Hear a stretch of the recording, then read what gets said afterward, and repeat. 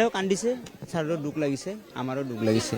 কিন্তু যিয়ে নহওক আশ্বাস দিছে আৰু ছাৰে কি দিছে নাজানো, কিবা দিছে এইটো গম পোৱা নাই।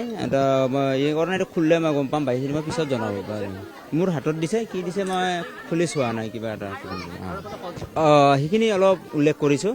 আৰু এই মুখ্যমন্ত্ৰী নহয়, মই আগতে আৰু সন্মানৰ মুখ্যমন্ত্ৰী থকাটো তেখেতেও মোক লগ পাইছিল। তেখেতৰ মই কিবা এটা ছায়েন্সৰ কিবা এখন কাম কৰিছিলোঁ, তেখেতে মোক ছায়েন্স টেকন'লজি, আছাম ছায়েন্স টেকন'লজিৰ পৰা এখন চাৰ্টিফিকেটো দিছিল।